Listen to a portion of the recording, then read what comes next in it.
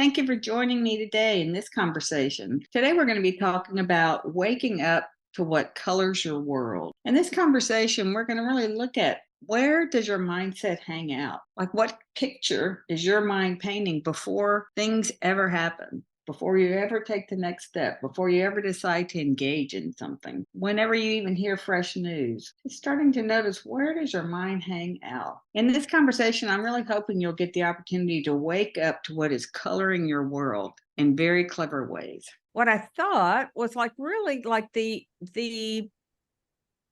waking up to what colors your world can be a very subtle reality if we aren't aware of what's creating our experience.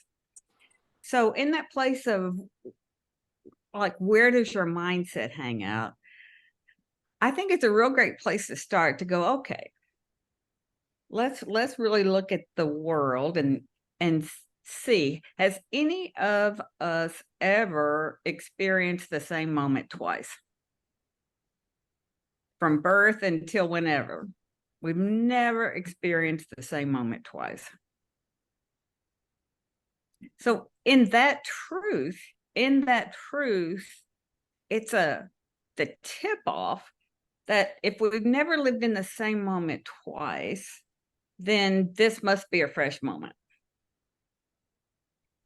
And this must be a fresh moment.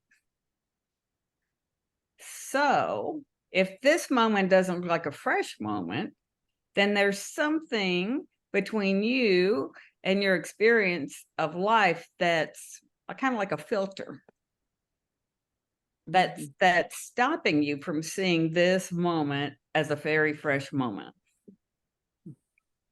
But it's so subtle. It's so subtle that we have had this filter on our lens from whenever, this filter kind of on our lens of life for as a habit for so long that we think it's life. We think it's life feeding us information about how the world operates. Now, what's so interesting is we wake up to this lens of how we're seeing the world,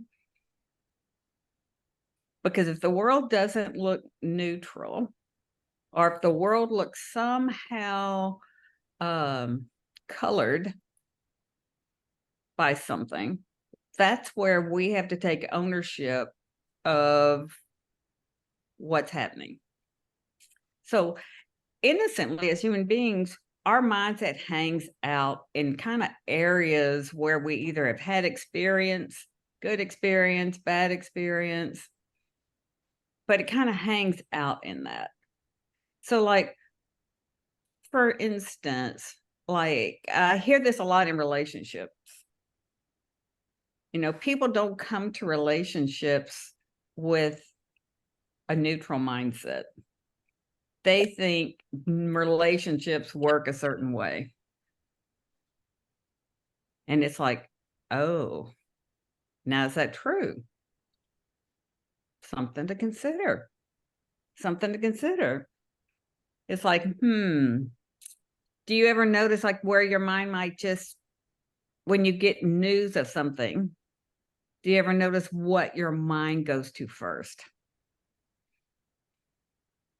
Say even, I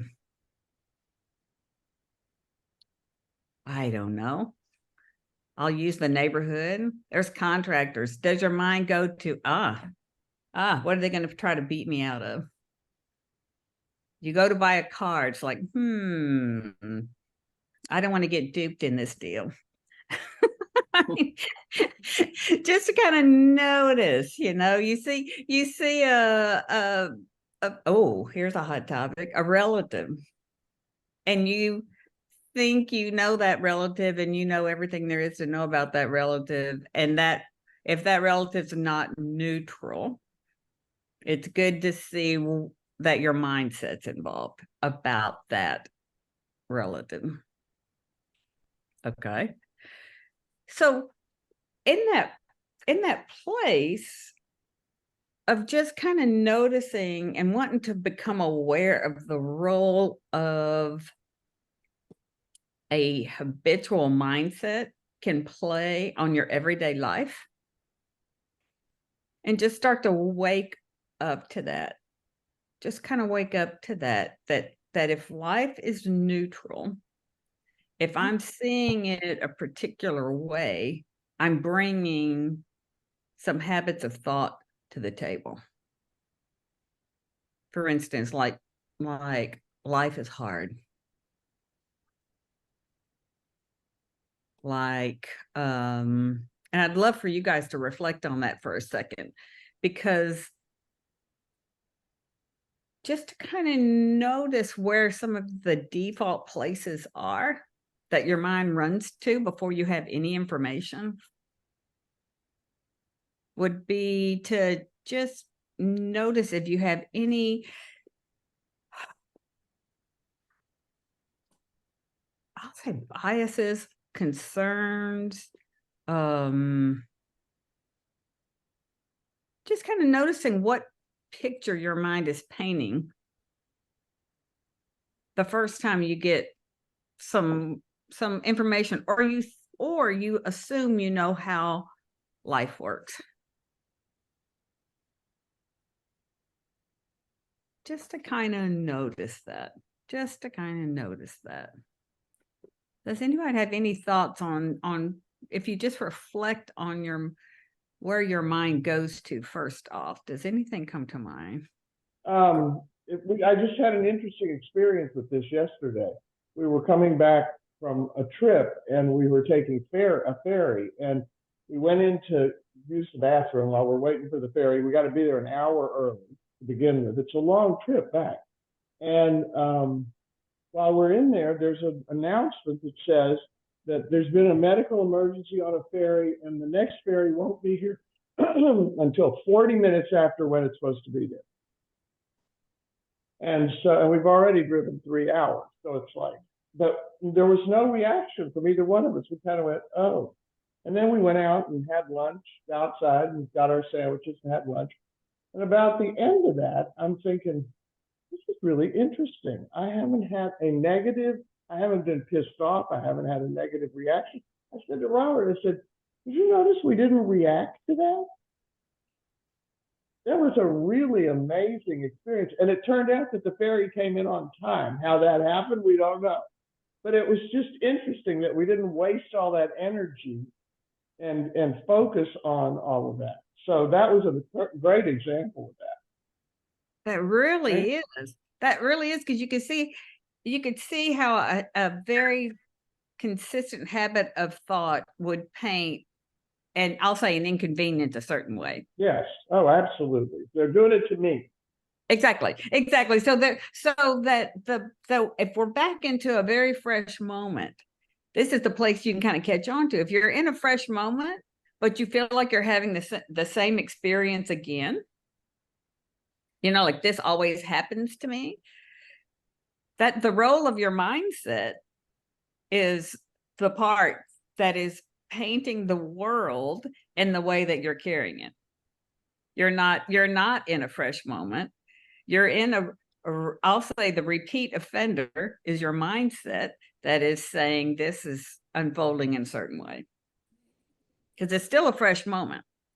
It's still a fresh moment, which is so fascinating to Susan's point of if we stay in this moment and not take so many of these kind of tributaries that show up and tell us what's about to unfold, you could stay right here and have a very fresh experience. But if it looks like this always happens to me, I want you to see the role of your mindset and the habit of a mindset to recreate that experience again and again and again. That it's happening because of a repeat mindset, your experience of it. Since our experience is being created by our mindset, that it's the opportunity is to have a fresh experience. If we're not aware of what's coming back in and painting a picture of the world for us in every one of these situations.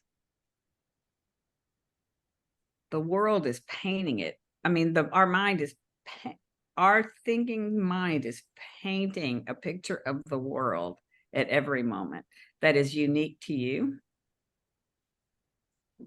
Because somebody else right next to you is having a very different experience of what might be happening. Yeah, there's something I forgot what I was going to say, but there is one thing I learned recently, because I don't know if you remember, I'm the one with all those anxieties. But I learned something recently, and I rented the book and read it on 5-second rule. And they said anytime when your mind comes up to something, you count 5, 4, 3, 2, 1, and then you just act on whatever. Like if you want to go somewhere in a car, you don't worry about what you're going to, you just act and get in the car and go. Or if your mind starts thinking negative, you do the 5, 4, 3, 2, 1, and you just act and start. Like you get up out of bed, make your bed. You just act on it. You don't think. You don't let your mind go into thinking mode. The other thing I learned, I thought it really opened up a door for me, is when we breathe. We're breathing daily. You can't breathe in the past. You're not breathing in the future. You're breathing. We are breathing right now in the present. We are living right now. And when I heard that, I thought, wow, it turned on that light bulb for me. And I thought that was really interesting. There was something else, but I can't remember what it was. But anyway, yes. It's like we're breathing in fresh air in a fresh moment. Fresh air in a fresh moment. So if we think this is, I would extend it as an invitation to get on to how your mind is setting things up. If you want a different experience of life, you really have to go to the part of us that's creating the experience. And that is perceptions and thoughts, and because your emotional state will follow where your head is kind of cut the path. It will follow. And it's so interesting with that to me, it's like a carbon monoxide of my experience of life. You can't smell it, see it, taste it, or feel it, but it's creating how you see the world. You hear about it with, just we wonder why we have repeat experiences, and it's because because our mind has kind of pre-paved our experience. For instance, so this is one that's just coming to mind for me in this moment is, I hear this quite often with my clients, is like, well, I saved up this amount of money, and why did I bother saving it up? Because as soon as I saved it up, X broke, and it took all my what I'd saved for that vacation. Every time I save money up, it's like, well, you're not allowing yourself to be in this moment. You've already kind of tagged any reserves will go to, some catastrophic something. Or, you just kind of have to notice how we pre-pave our mindset, pre-paves our experience.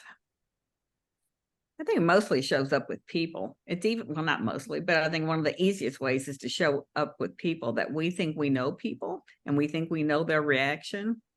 And then they show up and they're the same, because we really didn't give them any space to be any different than they were. We don't have any space in our mind for them to be different. They would have to be so blatantly different that to work through our perceptions and those filters that there's no space for them to be different. So has anybody had any thoughts about just habits of what your mind makes up before life unfolds around things? Lately, I've been, dealing with, like, I think in my mind, just, my mind will go to the habit of, okay, which side do I choose? And, but then I noticed that my mind is wanting to pick a side, it wants to pick a side and it wants to get involved in the chaos or whatever the drama is. But I'm really not going there. I'm not even really trying to make that much of an effort not to, because it's like I realize that it's just fruitless and it doesn't help a single thing to pick a side with things or make judgments, you know.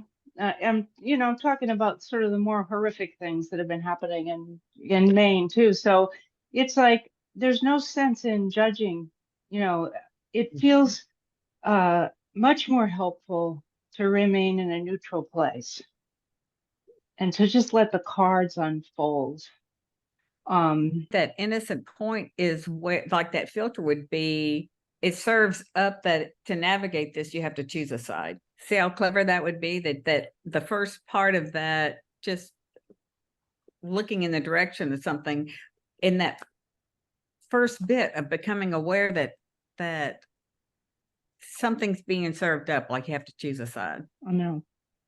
Yeah, that's a great example. That's a great Yeah. example. When it's completely a new moment and it's fresh, and if it, to your point, it could be neutral, really what is in your level of presence makes sense for you right now. Yeah.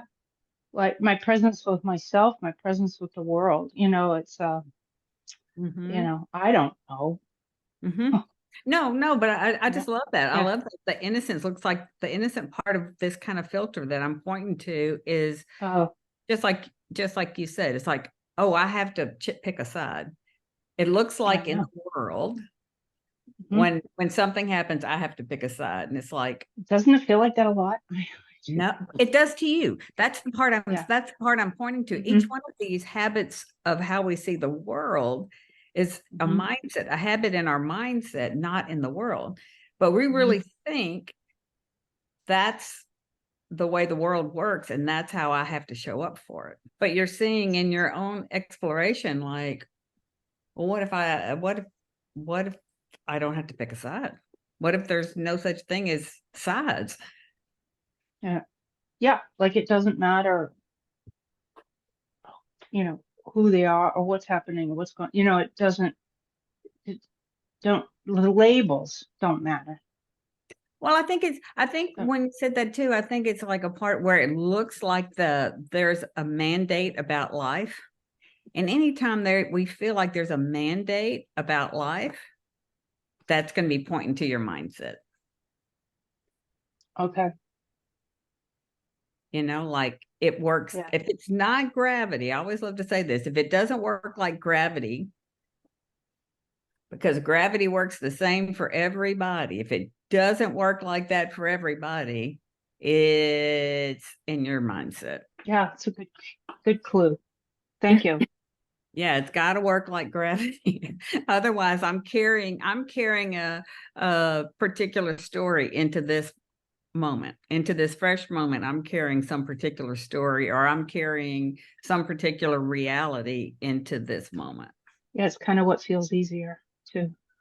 Oh, it's so much easier. And you have so much more energy if you're not carrying all that with you everywhere you go. Oh my God, you have so much more energy. It's amazing if you just create each moment as a moment versus, whatever. I don't know. But each moment can be addressed in each moment without needing to resolve the past or without needing to fix the future. We could just address it in this moment. I'm not sure what you're Hi. talking about, but I'm going to guess. And Right. I just read this headline this morning on what's happening in the public schools because of the Middle East and how the teachers are getting put on the spot and trying to figure out how to deal with it. And so there's this one teacher, and she said she had a kid in the class come up and say, "Are you on Team Israel or are you on Team Hamas or whatever?" Mhm. And her response to him was, "I'm on Team Humanity." And so it's kind of like, when you're in this place where you're deciding between the teams, you're in a certain level of reality and you have to expand that level of reality I mean, to me, the whole thing of just team humanity is expanding that level of reality. So taking your consciousness to a new level or something. Mhm. That's really where the solutions come. And you can't expand to that higher level if you get caught up in the fight, because Mhm. you can't Mhm. fight at that higher level, right? Um, anyway, I thought that was interesting. I think that's such a beautiful example because it really is inclusive and expanding. Mhm. You know, you really are in opening to what is serves all. Yeah. You know, but you can see where the filter of this side or that side, a right and a wrong, Mhm. only repeats situations. There's not space for new. There's not space for an opening. Beautiful, beautiful. I had another thought on habits. 'Cause I think about habits a lot, but I've had this experience of like habits have different connections into you, different hooks into you. You And bet. like as different hooks let go, you realize, oh, I'm doing that for a habit. All those reasons I created that habit are no longer exist at all. There's no point in doing this except it's the habit. I mean, it's a habit with like zero charge on it because it has no relation to anything actually. Um, it's still something that you have to pay attention to let go of, but at least whatever the emotional whatever that created it in the first place is let go, is gone. Yeah. That is another great example. It's like, why do these things repeat themselves? Because we carry the same judgment forward. Mhm. You know, and that judgment is that filter of how we see the world. Like, yeah, how many times have you heard people say, no, not relationship? They're hard. Relationships are hard. It's like, well, what keeps that alive? What keeps that as a repeat visitor into your reality? You know what I mean? You've set it up once again innocently, innocently. But it's those innocent things that kind of contaminate or taint a world that's full of potential and opportunity at every single moment. And if we just catch on to what's contaminating a very clean moment, wait, to your point, Don, to the whether it's this side or that side, my reality or a clear moment, you can be real curious for a lifetime of, is this my reality? And this could be a clear moment. And a clear moment would be when another way of saying is like, okay, have I kind of scrubbed my perceptions out of this moment? Have I kind of scrubbed it clean and I could just be in a neutral moment about, you know, I don't know, the neighbor being the neighbor, you know what I mean? Yeah. Whatever it might be. Yeah. So sometimes it'll be you're in the middle of doing something, getting ready to do something, and right in the middle you go, I don't want to do that. Why would I do that? Like Yes. that's Yes. We have so much that's like I'll say there's so much momentum behind these habits of thought and that we can wake up from, but it's really an invitation to wake up from those habits of thought or just habits, like you said, about why am I doing this? I don't know. I've just always done it this way. Yes, yes. And how different, if you want a different experience of life, if you really want a different experience of life, you have to go to the cause of the experience, which is going to be your judgments and perceptions. Because that's the one that's creating the experience for you, nothing else. They're not doing anything to you. It's all starting from the inside. Any experience is being generated and created by you. Nothing outside of you is creating what you're seeing or feeling. And that's one of the hardest things to get. I mean, there's no exceptions to that, which I think I love the idea that it does work like that. Like I mentioned about it works like that for gravity, going that my experience is 100% being generated by my perceptions and judgments no exceptions. Mm. And it's like, you don't have a lot of times you don't have to police yourself, but it does help you relax a lot when you know, you can kind of just know what's creating this feeling right now, because feeling's going to pass.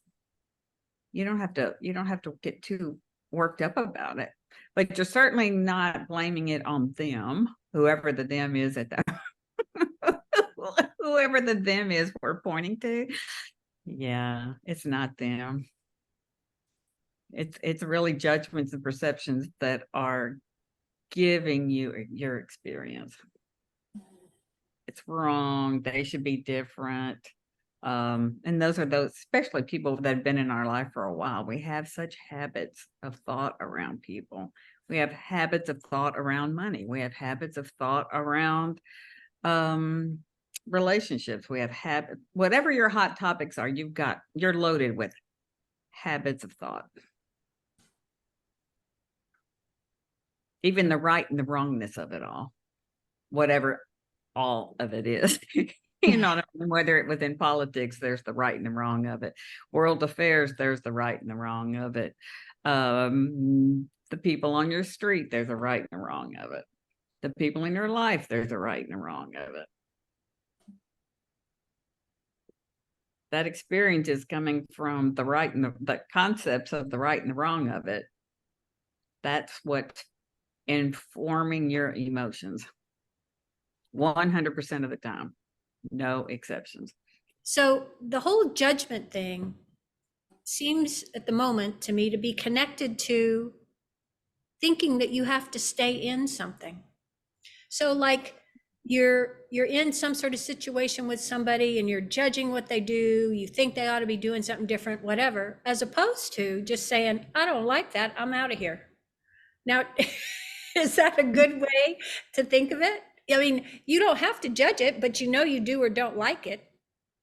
And I don't know. That's Well, a question.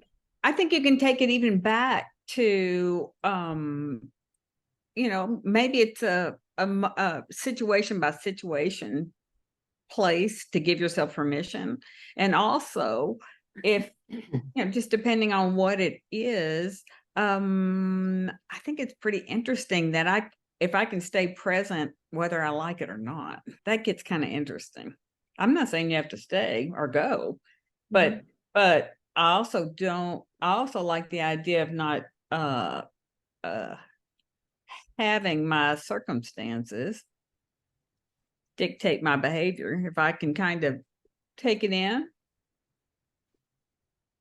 but by all means, you have permission to make any choice any way you want, whenever you want, however you want for yourself. No questions asked. But there's no shoulds.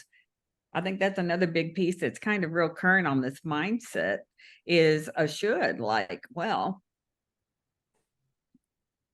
no, gosh. I just think as human beings, we've kind of overlaid a lot of dogma, say even shoulds or supposed tos or need tos or have tos or ought tos. All that is in that mindset. That too could be scrubbed.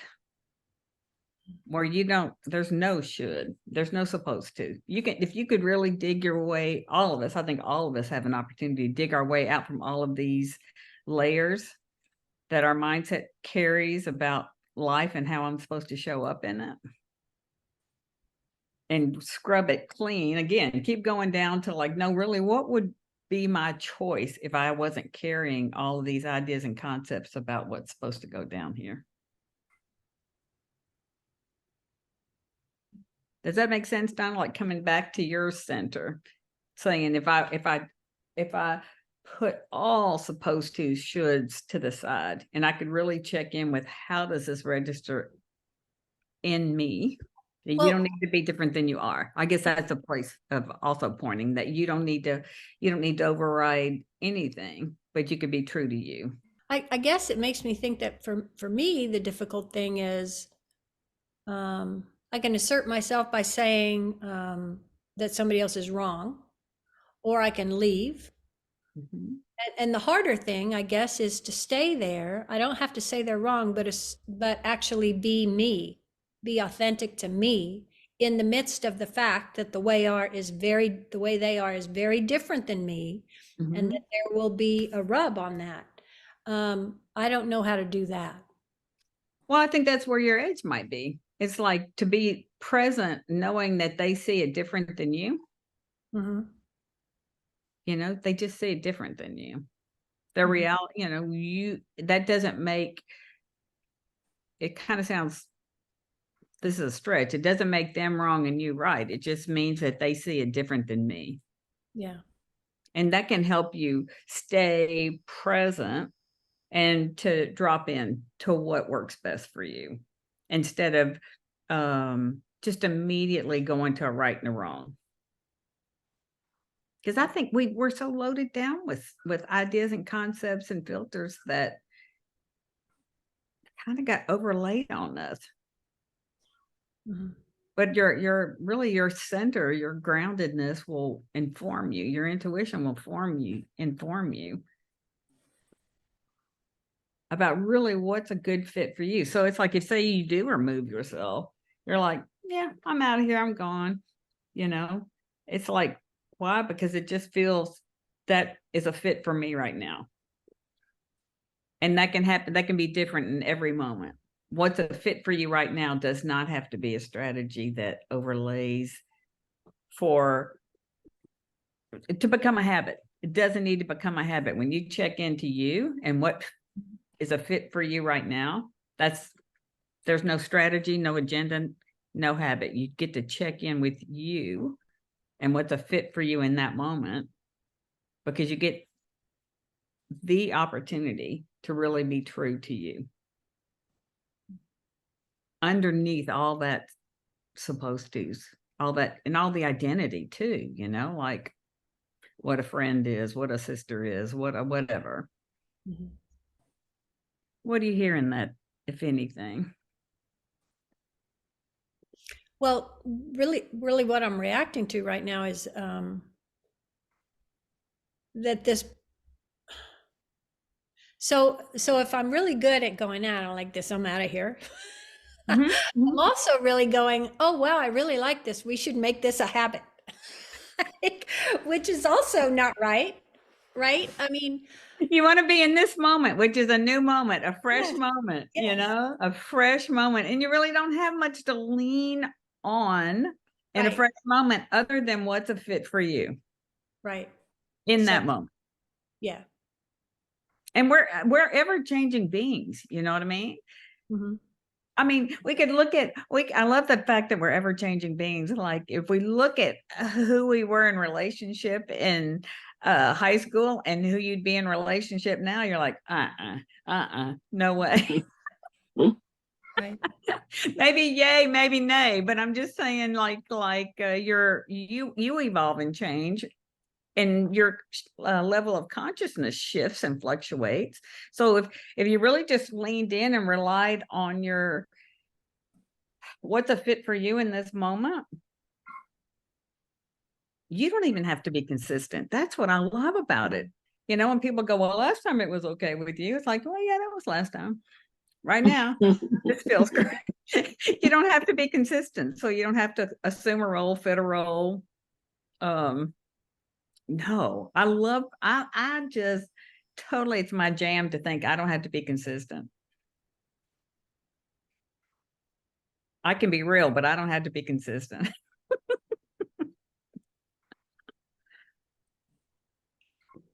Where's that going? Something that also makes it much richer if you're not thinking of having to turn it into a habit. So I knew somebody once, there was this thing a while back now called the slow food movement. Have you heard of this? Oh, I have. The Yes. whole point was about cooking and all this stuff, and I thought that was really great, and we had this experience of that, and I immediately wanted to turn it into a habit. So okay, on this day of the month we're going to do this, and this, which is interesting, but it's really much more precious to realize what's happening right now and how great something is, and it'll never happen like that again, ever. So um so turning something into a habit kind of takes the life out of it, I guess, in a way. Well, it's like I think if we notice too that our mind grabs, it grabs stuff. It's grabbing all the time. And it's trying to hold on to something and grab it. And it's like, yeah, if it's a good idea and you have fun doing it, do it. But that just noticing that the mind's going to grab it. Because it's looking for something, even when we say we get kind of to a moment and it's like a new moment that's like, I got nothing.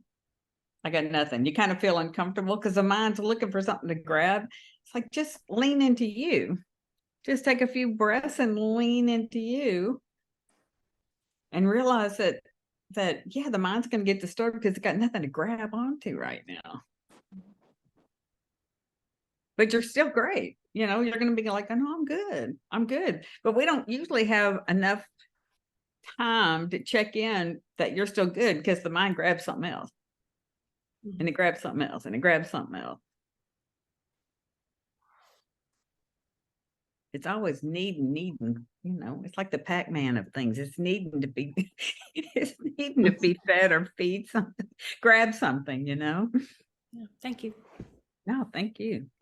One thing I liked what she said about that when she was talking about the team of humanity, that's being neutral right there.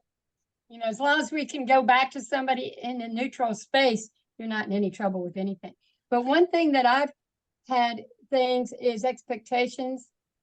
It's like I'm trying to be a good aunt to my nieces and I'm about to let go of it all.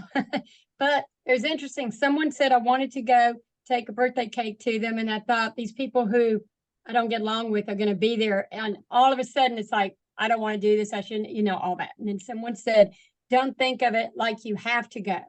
Think it of you get to go. You get to give them the cake. You get to give them the present and see your niece. And if things don't work out, just go home, But so I've always thought of that instead of have to, because there's so many expectations. And, she's a 2-year-old and a newborn, and I've seen a 2-year-old, 2 times? I mean, come on, she lives 10 minutes away. So I'm beginning to think maybe I'm not that important in her life and I'm just putting the ball in her court. And people say, why do you keep doing what you're doing if they're not reciprocating? So sometimes you just have to let certain things go. And the habits, I also look at not just the habit, but as routines. I have routines and you can have habits. They're 2 different things. So, and also I'm thinking at our age, all of us about the same age, we shouldn't care about anything anymore. That's a good thing about it. We don't have to care about what we wear or what's in fashion or, that's what's so easy. But anyway, the have to versus get to is I'm a people pleaser, and a lot of people pleasers want to please people and you expect them to be a certain way to you. And when you're not, it's like, what have I done wrong? Well, we haven't done anything wrong. It's just, that's them. And we're just reacting on that and don't have all those anxieties about all that stuff. And when that 5, 4, 3, 2, 1, we didn't get that in the recording, but an example is this one guy really wanted to go up and meet this speaker, but he did not because he thought, oh, he didn't want to talk to me. He's busy, things like that. So he was thinking, okay, 5, 4, 3, 2, 1, and then just start walking towards him. Well, he didn't meet him that day, but like 2 days later, he saw him on the path, a walking path. He thought, I'm going to meet this guy. He was nervous. What do you call it? He's I'm extrovert. He's introvert. Okay. But he saw him on the path and he did that. He said, 5, 4, 3, 2, 1. He didn't let his mind think about, oh, this guy's busy, he's running and all that. He just started walking up. He tapped him on the shoulder. He told him, he said, I saw your talk the other day. I really liked it, on. And afterwards, the guy ended up giving him a card to call somebody for a job interview. The guy worked for Cisco. And he thought, oh my gosh, look what this turned into. Even if you didn't have the filter of introvert, extrovert, you don't even have to have that filter. What if that wasn't there? Yeah, you don't even have to have that. But you see, if he was afraid to go up to it. It's like me, afraid to go out of town. I didn't want to get in a car. Don't go. So, but if you get those fears, those things out of your mind and just do it, and that's what they said, just move forward. And once you start moving forward, everything will open up. And this guy ended up getting a job. And if he hadn't gone up to him the second time, that none of that would have happened. So you never know what little things trigger like dominoes effect in your life if you just go forward and try or open up or say something to somebody, you know? Like, yeah, don't take your thoughts seriously. We're all human and we all think and we believe what we think. We all do. So what? But we can get on to the fact that I believe my thinking and my thinking stopping me in a perfectly clear moment. In a perfectly clear moment, we can wake up to we can wake up to how our mind is painting the world. We can wake up to really see it as a very much an inside job, that the world that I'm seeing being painted by my mind, my thoughts, my perceptions. Always, always, always happening that way. I think it's fun. I mean, I think it's kind of fun to see fresh by just being curious that there's something else to see here other than what I think I'm seeing. And to that point too, other people are doing that. So, oh, everybody is. Yeah, we're all in the same stadium of life, so to speak. We're all thinking and believing. So I have an example. So I have I don't know, it's complicated. This person just ran over me, like just let me have it.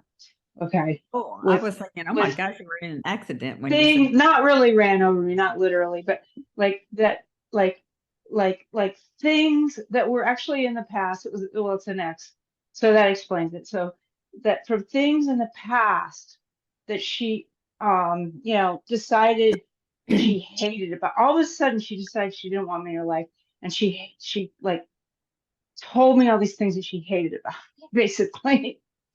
And you know what? I realized that was all in her head. I didn't even, I mean, I felt sad. I felt a little bit hurt by the fact that she would do that, but I felt more sad for her for being so mean. but really what she was, I'll say another way is like, if we can be a witness to those situations and see that they're sharing what their thinking is. It's not about you, but they're sharing their perceptions with you. And if you can start to, that helps take some of the sting of it, taking it personally. It's like, wait a minute, they're really sharing with what their mind has made up about me. Yeah. And so they're really, you want to point it back to their thinking. I'm not saying you can't reflect on it and consider what they said, blah, blah, blah, but it helps you not take it personally, going, they're reciting what their judgments and perceptions are. They're reciting what their judgments and perceptions are. That's it. I didn't have to take it personally. I just didn't even said than done. But when you really, it's easier said than done. But when you really see that they're sharing what's in their head on the topic, you don't have to question what kind of human being you are. If you're really clear on the integrity of your heart,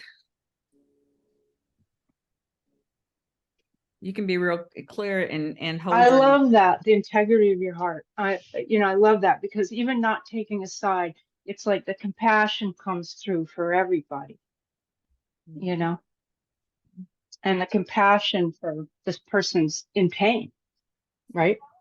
So, okay, thank you. Any last minute questions as we wrap up? Or anything that just occurred to you that if you said it out loud, it'd be helpful? A word that keeps popping in my head as I listen to you talk and what other people are saying is, I think a perception of mine that always leaps to the front in every situation where I'm encountering others, whether it's humans or animals or just life, is what's my responsibility? It's like I feel like I put a lot of pressure on myself to take care of things, but at the same time, if I'm present in a situation with someone else, I do want to think about why I'm there. Like, what am I here for? What am I here to offer in this situation? And it's just kind of another way of saying, what's my responsibility here? Does that have any bearing on what we're talking about? Absolutely, absolutely. Because even carrying that your presence, your energy, I'll say even your energy, your energy in any interaction is more than enough. Like just the presence is the power. Yes. Yes. And having responsibility about that moment could be a potential contaminant because it takes you out of neutral. Gotcha. That makes sense. It's assuming more more control or more of a sense of oughtness and shouldness Yes. than maybe is presenting. Yes. It's exactly it is assigning you a role in the situation. Yeah. Which comes from me, not the situation. Absolutely. Absolutely. That's helpful. That's beautiful. That is a perfect example to see how the situation got colored before. Right. On to what was going, before we even can comprehend what's happening in this particular situation, before we can kind of listen and take it in, we've already got an assignment. Exactly. We brought something to the table that wasn't there on its own. It's like our little knapsack. Yes. We brought our knapsack. Yeah. I like that. Yes. Out of a perfectly neutral, clear situation or interaction between two people. Right. Thanks. That's good. Thank you. That's the perfect example to bring our conversation to a close. That is that gives me goosebumps. That's such a beautiful example to wake up to these assignments that that we've innocently carried. Yeah. Innocently carried. Yeah. And I think that, just to wrap up the conversation this